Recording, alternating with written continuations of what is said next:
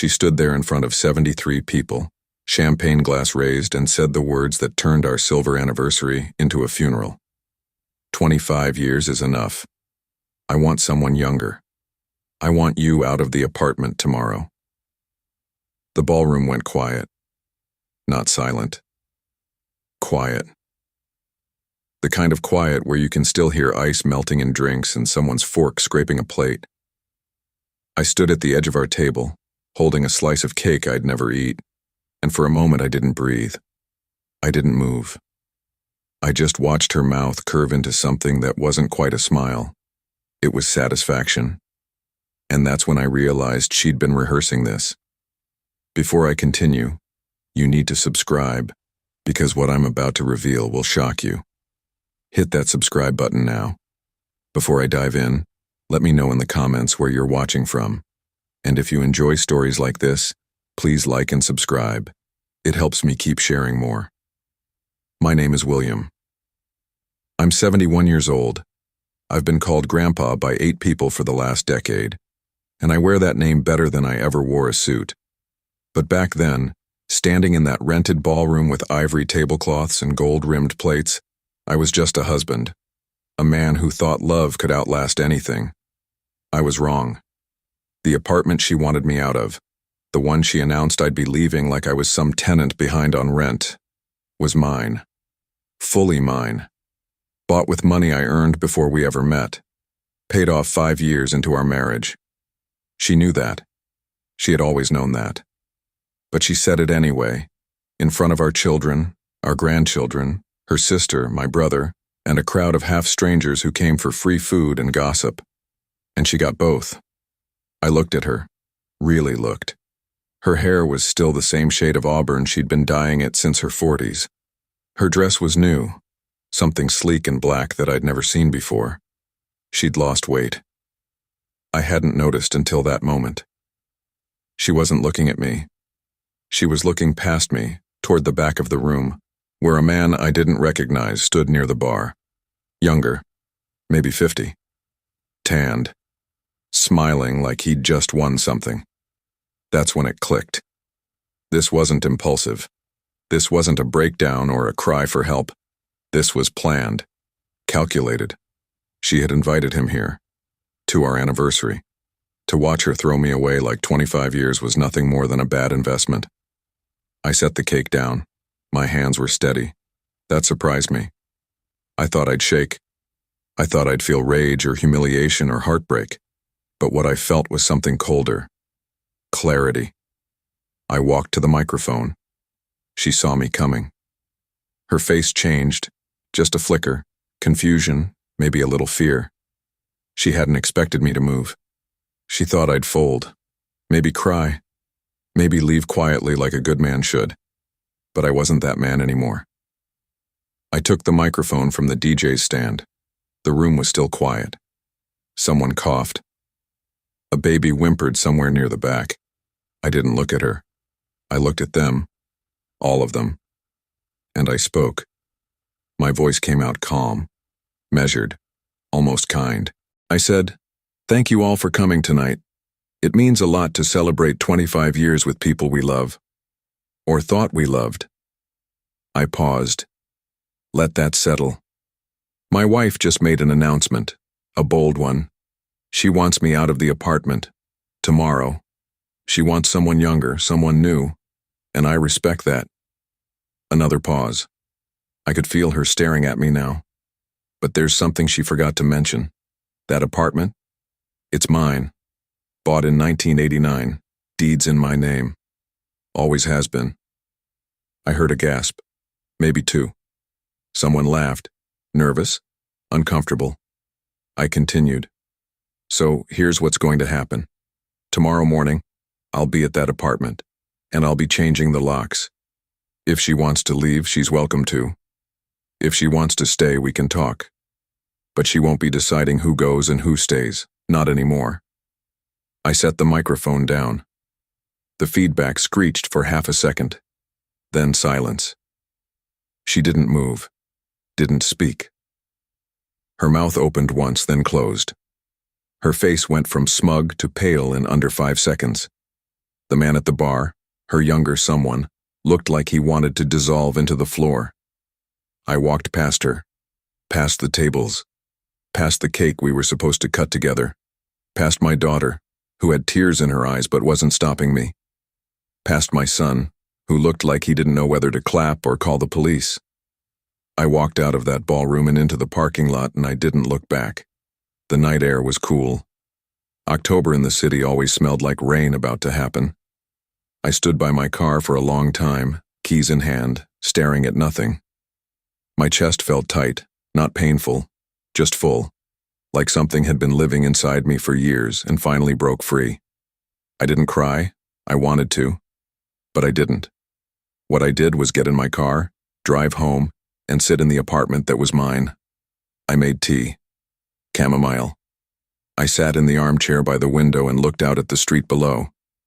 People walking dogs. A couple holding hands. Life continuing like nothing had happened. But something had happened. I'd spent 25 years building a life with someone who saw me as furniture. Functional. Familiar. Easily replaced when the style changed. And I'd let her. That was the part that hurt. Not what she said, but that I'd made it possible. I'd been so focused on keeping peace, on being steady, on being the rock, that I forgot rocks get walked on.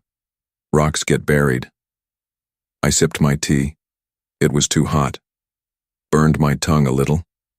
I didn't care. I thought about the man at the bar, the one she brought to humiliate me. I wondered how long she'd known him. Weeks? Months? Did she laugh with him the way she used to laugh with me? Did she tell him I was boring? Predictable? Old? Probably. I finished my tea, set the cup down, stood up. There was a drawer in the kitchen I hadn't opened in years. Old papers, documents, things I'd filed away and forgotten. I opened it now. Inside was the deed to the apartment. My name. Solo. Just like I'd said. But underneath it was something else. A letter. Handwritten. Dated 3 years ago. From her. I didn't remember seeing it before. Maybe I had and blocked it out. Maybe she'd hidden it and I'd found it once and put it back. I don't know.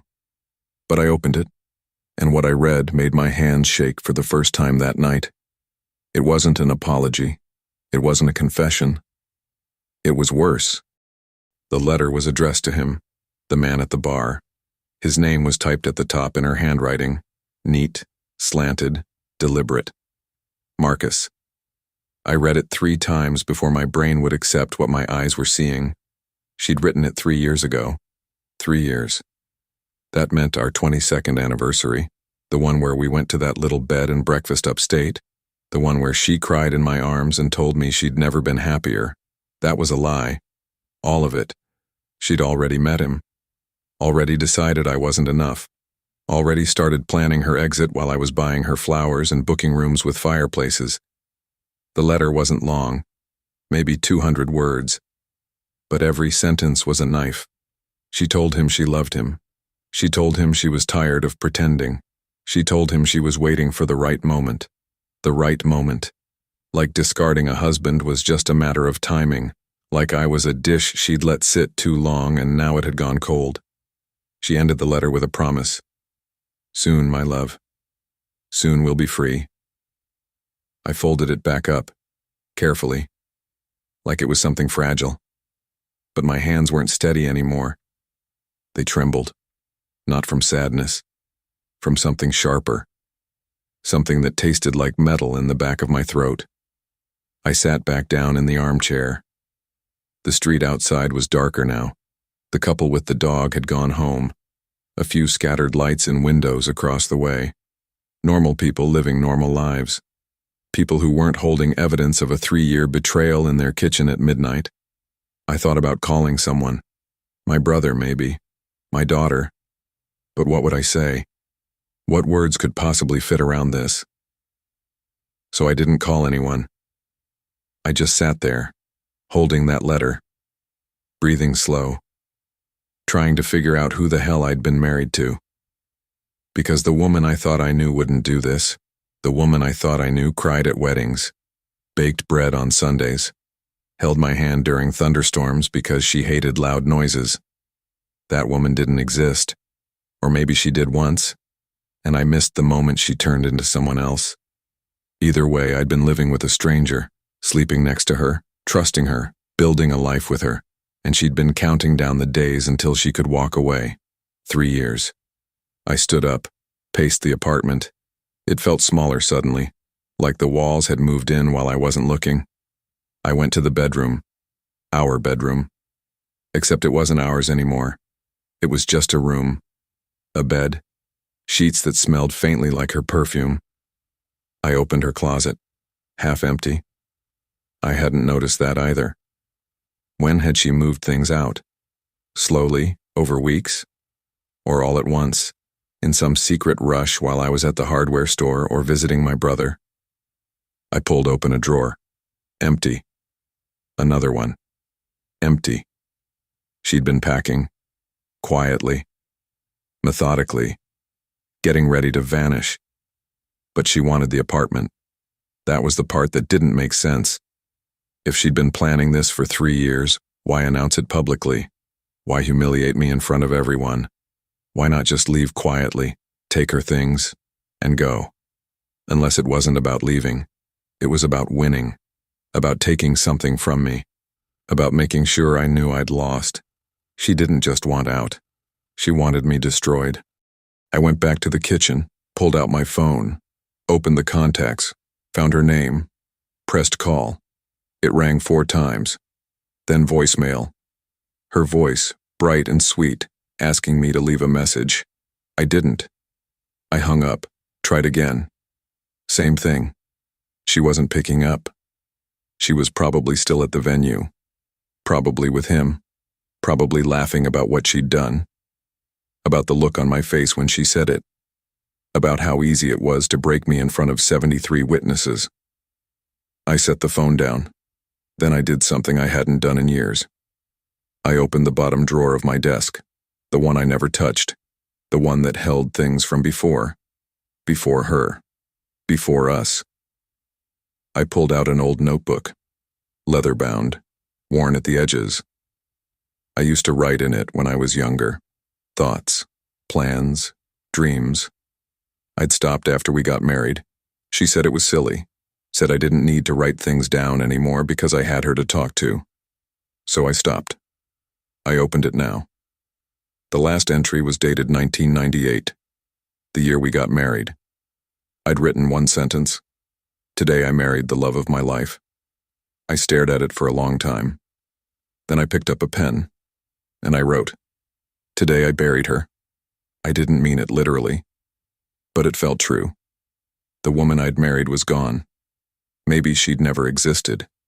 Maybe I'd invented her, built her out of hope and need and loneliness. Maybe I'd been so desperate to believe in something good that I ignored every sign that it wasn't real. Or maybe she'd just changed, slowly, quietly, until the person I loved became someone I didn't recognize. Either way, she was gone, and I was still here. I kept writing. Not a plan, not a strategy, just thoughts, raw and unfiltered. I wrote about the letter, about the man at the bar, about the way she looked at me when I took the microphone, about how I didn't feel sad. I felt angry. No, not angry. Angry was too small. I felt volcanic, like something deep inside me that had been dormant for decades just woke up and realized it had been buried alive. I wrote for an hour, maybe more. When I finally stopped, my hand ached. The notebook was full of words I'd never say out loud, words I didn't even know I felt until they appeared on the page. I closed it, set it aside, looked at the clock. 2:47 a.m. I should have been tired, but I wasn't.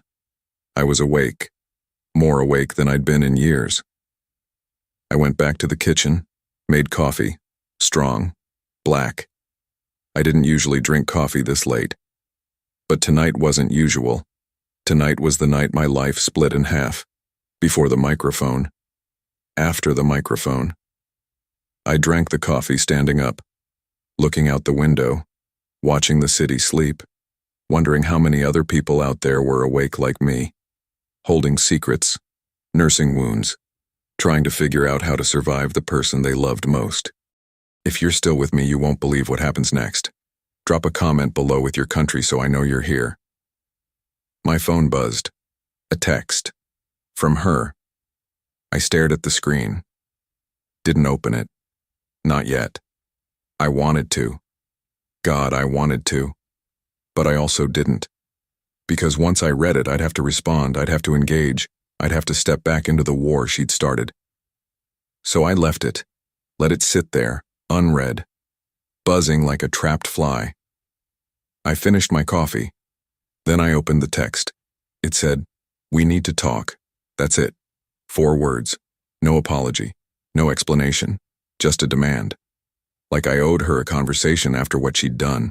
Like she still had the right to my time, my energy, my mercy. I typed back, "No, we don't." Sent it. Put the phone face down on the counter. It buzzed again immediately. I didn't look. It buzzed 3 more times in the next 5 minutes. I didn't look. Then it stopped. The silence that followed was the loudest thing I'd ever heard. I went to the bedroom. Not to sleep, just to sit. On the edge of the bed, in the dark. I thought about tomorrow. About changing the locks like I'd said I would. About what she'd do when she realized I meant it. Would she cry? Beg? Threaten? Or would she just leave? Take her younger someone and disappear into whatever fantasy she'd been building while I wasn't looking? I didn't know. And for the first time in 25 years, I didn't care. I lay back on the bed, fully clothed, staring at the ceiling. There was a crack up there I'd been meaning to fix for months, maybe years. I never got around to it. Always something more important. Always something she needed. Always something pulling me away from the things I wanted to do. I looked at that crack and decided I'd fix it tomorrow. After I changed the locks. After I reclaimed my space. After I stopped being the man who let himself get erased. I closed my eyes. But I didn't sleep. Because somewhere in the building I heard a door open. Footsteps in the hall. Getting closer. And I knew, without looking, that she'd come home. The footsteps stopped outside the door. I heard the jingle of keys, metal scraping against metal. She was trying to get in, quietly. Like maybe I was asleep and she could slip inside unnoticed. Like maybe we could pretend tonight never happened and go back to whatever hollow routine we'd been living. The lock clicked. The door opened. I didn't move. I stayed on the bed, eyes open, staring at that crack in the ceiling. I heard her pause in the doorway, sensed her looking toward the bedroom, waiting, maybe hoping I'd call out, ask where she'd been, give her an opening to explain or lie or do whatever she'd planned on the drive over. I didn't say a word. She closed the door. Soft. Careful. I heard her purse hit the counter, her shoes coming off, the fridge opening, the clink of a bottle. Wine, probably. She always drank wine when she was nervous. I listened to her move through the apartment like a ghost haunting a place that used to be hers. The couch creaked. She'd sat down. I imagined her there in the dark living room, glass in hand, rehearsing what she'd say when she finally worked up the courage to come talk to me. Minutes passed. 5, 10, maybe 15. Then I heard her stand. Footsteps again. Slower this time, heading toward the bedroom. She appeared in the doorway, backlit by the dim light from the kitchen. I could see her outline, the shape of her, but not her face, not her eyes. Maybe that made it easier. For both of us. William. Her voice was small. Nothing like the voice that had announced my eviction in front of 73 people. Are you awake? I didn't answer right away. Let the question hang there. Let her feel what it's like to speak into silence and get nothing back. I know you're awake, she said. Softer. Almost a whisper. What do you want? My voice came out flat. No anger. No pain. Just empty. She stepped into the room. I could smell her perfume, the expensive kind she only wore for special occasions. Our anniversary. Or apparently for him. She sat on the edge of the bed. Not close, but not far enough. I didn't mean for it to happen like that, she said. Like what? Tonight. The way I said it, in front of everyone. She stopped, breathed. I panicked. I almost laughed. Panic. Like this was some spur-of-the-moment decision. Like she hadn't been writing love letters to another man for 3 years. You panicked, I repeated. Still flat. Still empty. Yes. For 3 years. Silence. I sat up, turned to look at her. She was staring at her hands, twisting her wedding ring, the one I'd saved for 6 months to buy, the one she wore while writing those letters. You found it, she whispered. I found it. She nodded. Slow. Like she'd been expecting this. Like she'd known the letter was there and had been waiting for me to discover it. Maybe she'd left it on purpose. Maybe this was part of the plan too. William, don't. I stood up, walked to the window, put distance between us. Don't explain, don't apologize, don't insult me with excuses. I wasn't going to. I turned, looked at her, really looked. In the dim light I could see her face now. She'd been crying. Mascara smudged under her eyes, lipstick gone. She looked older, tired, human. Then what are you doing here? I asked. I live here. No, you don't. Her jaw tightened. There it was. The flash of the woman from the ballroom, the one who'd smiled while destroying me. You can't just kick me out, William. I have rights. Rights. I said the word slowly, tasted it. You have rights. After what you did tonight, after 3 years of lying, after parading your lover in front of our family, you think you have rights. It's complicated. It's not. She stood, crossed her arms, defense mode. You don't understand what it's been like, being married to you. You're so steady, so predictable. I felt like I was suffocating. There it was. The truth. Finally. Not an apology. An accusation. I was the problem. My stability. My reliability. The things I thought were virtues. The things I thought she valued. Those were my crimes. So you found someone exciting, I said. Someone younger. Someone who makes you feel alive. Yes. She said it without hesitation, without shame. Yes, William. He makes me feel alive. Something you haven't done in years. The words should have hurt. Should have cut deep. But they didn't. Because I realized something standing there in that bedroom with a woman I no longer knew. I didn't care. Not about Marcus, not about her feelings, not about whether she felt alive or dead or anything in between. I cared about the apartment, about my name on the deed, about the life I'd built that she was trying to steal. Get out, I said. Quiet. Calm. She blinked. What? Get out. Tonight. Now. Take whatever you can carry. The rest I'll have packed and sent wherever you're staying. You can't do that. I can. I am. This is my apartment, my name, my property. You want someone younger? Go be with him, but not here. Not in my space. Her face changed. Shock melted into rage. You bastard. You self-righteous bastard.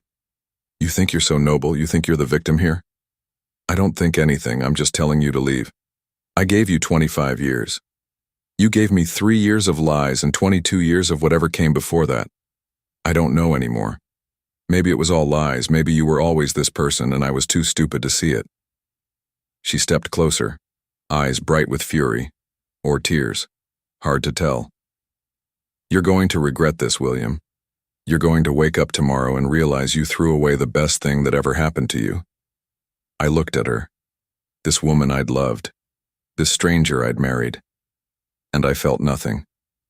If you were the best thing, I said quietly, then I've wasted my whole life. She flinched. Actually flinched. Like I'd hit her. Good. She grabbed her purse, shoved her feet into her shoes, went to the closet and pulled out the few things still hanging there. A jacket. A dress. She didn't look at me, didn't say another word, just moved through the apartment like a hurricane, grabbing items, shoving them into a bag she pulled from under the bathroom sink. I watched from the doorway, arms crossed, waiting. She stopped at the door, hand on the knob, back to me.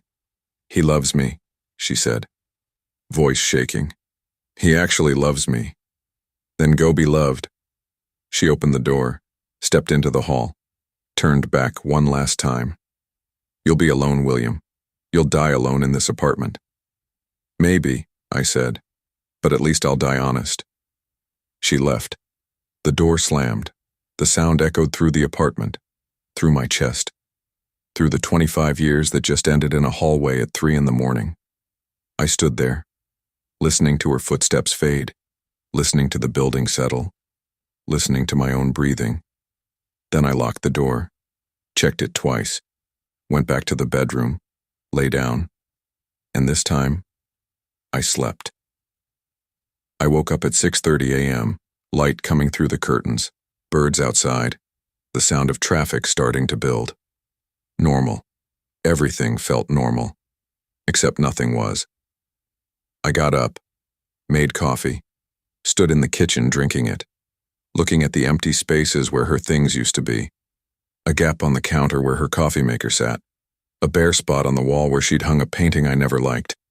The apartment looked bigger, cleaner, like someone had removed clutter I didn't know was weighing me down. I called a locksmith, told him I needed new locks by noon.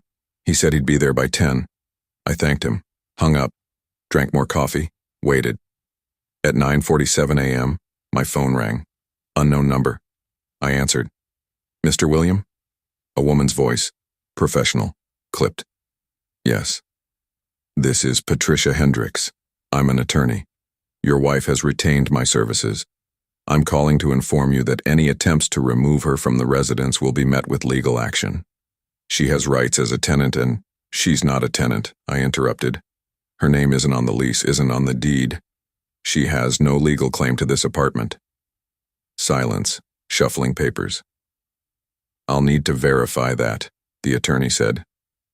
Less confident now. "Verify whatever you want. I'm changing the locks today. She's welcome to take me to court, but she's not welcome here." I hung up. The locksmith arrived at 9:58. A young guy, efficient. He had the locks changed in 40 minutes, handed me 3 new keys. I paid him cash, tipped him extra. He left. I locked the door behind him, tested the new lock. Smooth. Solid. Final. My phone buzzed. A text. From her. "I have a lawyer. You can't do this." I didn't respond, blocked the number, deleted the thread, erased her like she'd tried to erase me. Then I sat down at the kitchen table, opened my notebook, and I started writing again. Not about her. Not about the betrayal. About what comes next. About the man I used to be before I became someone's husband. Someone's convenience. Someone's fool. I wrote about the things I wanted to do. Places I wanted to see. Projects I'd abandoned. Dreams I'd shelved. I wrote for 2 hours, filled 10 pages. And when I finally stopped, my hand was cramping, but my chest felt light. I heard a knock at the door, loud, insistent. I looked through the peephole. It was Marcus, the younger man, the one she chose. He looked angry, flushed, pacing in the hallway. He knocked again, harder. I opened the door. He started talking immediately. "You need to let her back in. She's a mess. You can't just throw her out like..." "I can," I said. And I did. "She loves you, man. She made a mistake. She loves you," I corrected. "She told me herself, so take care of her. That's your job now." He stared at me, mouth open, searching for words. He was younger, fitter, better hair. But standing there in my doorway, trying to defend a woman who'd used both of us, he looked small. "You're making a mistake," he said finally. "No," I said. "I'm correcting one." I closed the door, locked it, and walked away.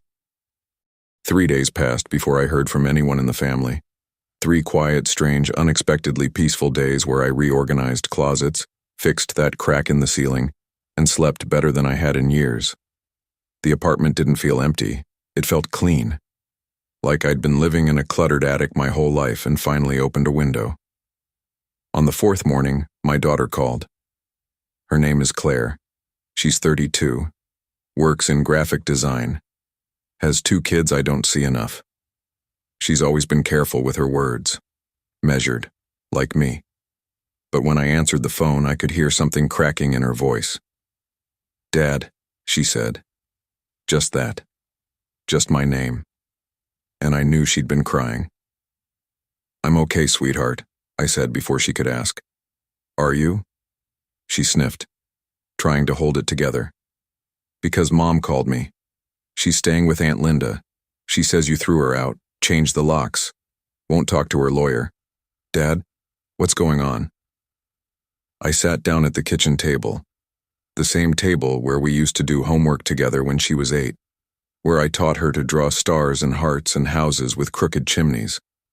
I wondered what that version of me would think of this version. Probably wouldn't recognize him. "Your mother made a choice," I said slowly. "She announced it in front of everyone at our anniversary. She wanted me gone.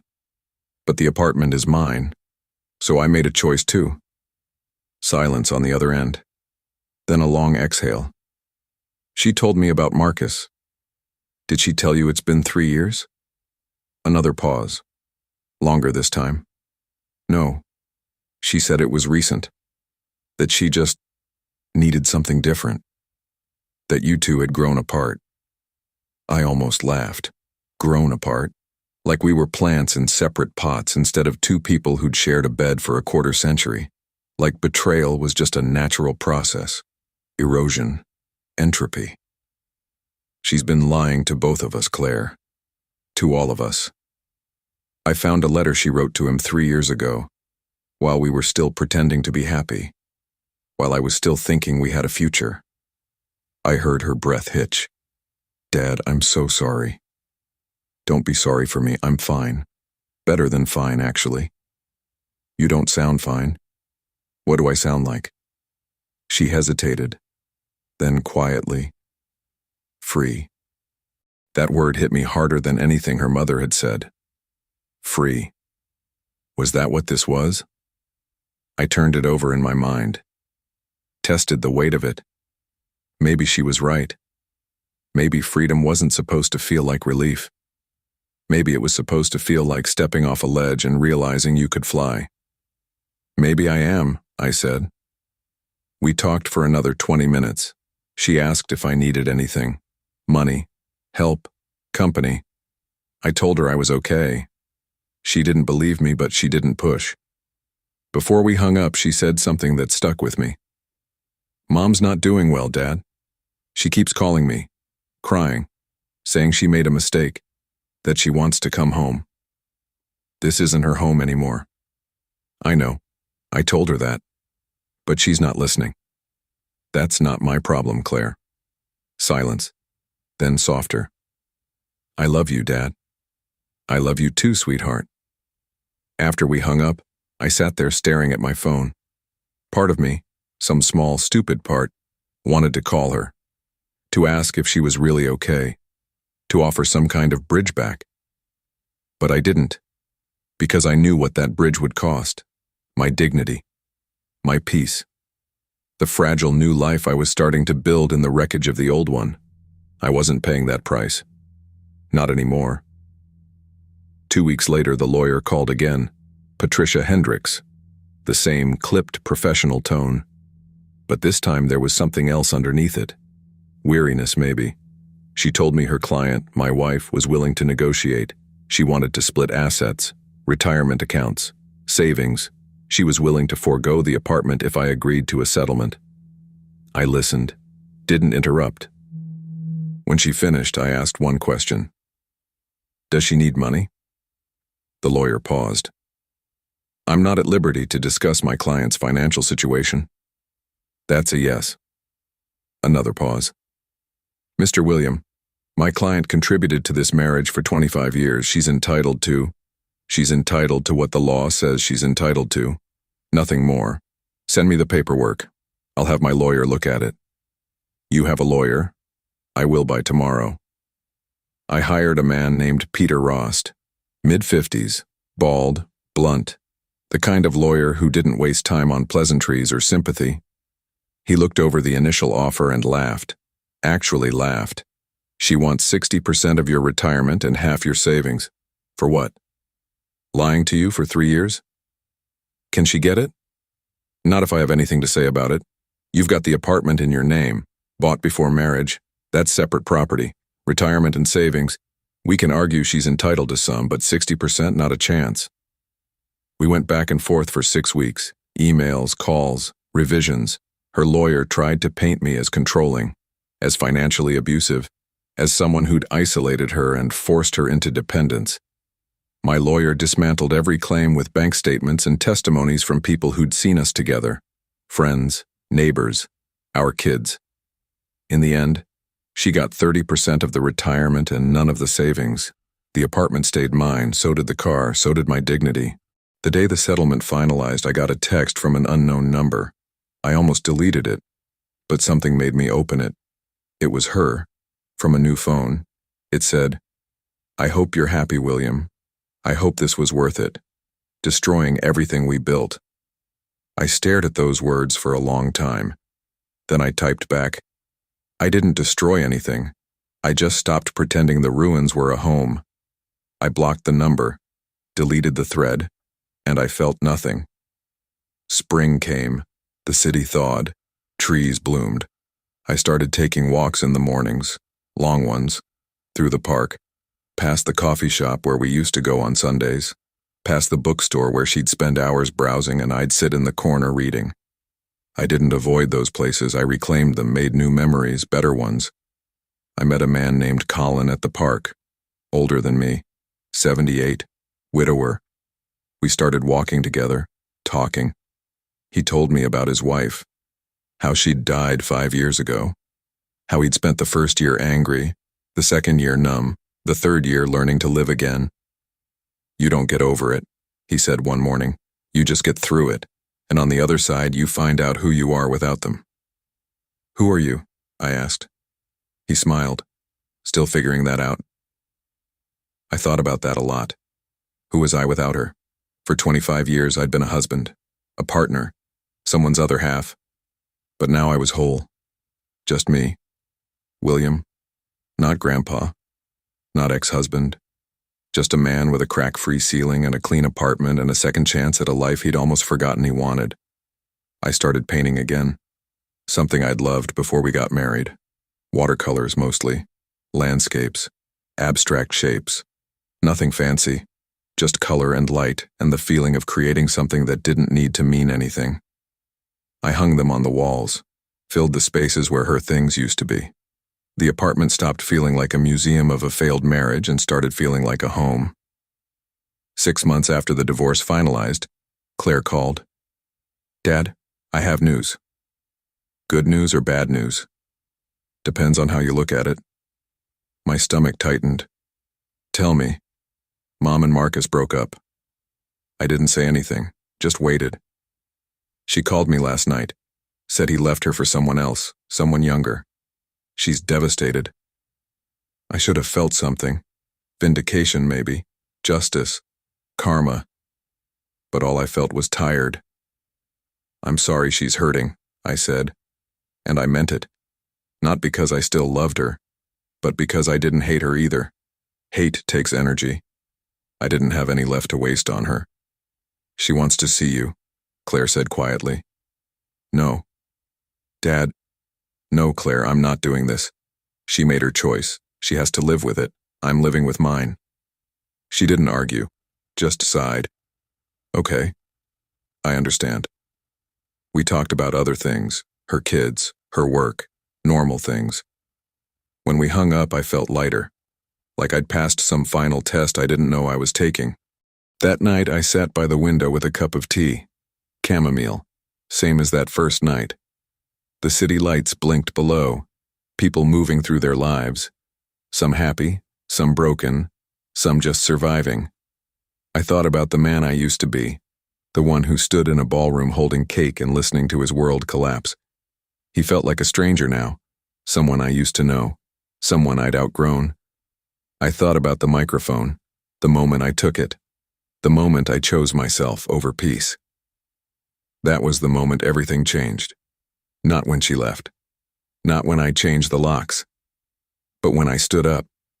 When I spoke. When I stopped being invisible. I picked up my notebook, opened to a blank page, and I wrote one sentence. Today I started living again. I closed the notebook, finished my tea, and I smiled. Not because I was happy, not because I'd won, but because I'd survived. And survival, I'd learned, was its own kind of victory. The moral of this story isn't about revenge or justice or even closure. It's about knowing your worth, about refusing to let someone else's selfishness define your value. I spent 25 years being steady, being predictable, being the rock, and I thought that made me noble. But nobility without self-respect is just martyrdom, and martyrs don't get happy endings. They just get forgotten. So I chose a different ending, one where I got to be the protagonist of my own life, instead of a supporting character in hers. One where I got to decide what I deserved. And what I deserved wasn't cruelty or betrayal, or a lifetime of pretending I was enough for someone who'd already decided I wasn't. What I deserved was peace, and I found it. In an apartment with new locks and fresh paint and walls covered in watercolors that meant nothing and everything. In morning walks with a widower who understood loss. In phone calls with my daughter who called me free. I found it in the space between who I was and who I'm becoming. And that space, I'm learning, is where life actually happens. I'm reading and replying to every comment under this post. Tell me, have you ever had to choose yourself over someone you loved? How did it change you? And if this story meant something to you, if it reminded you that you're worth more than someone else's lies, then subscribe.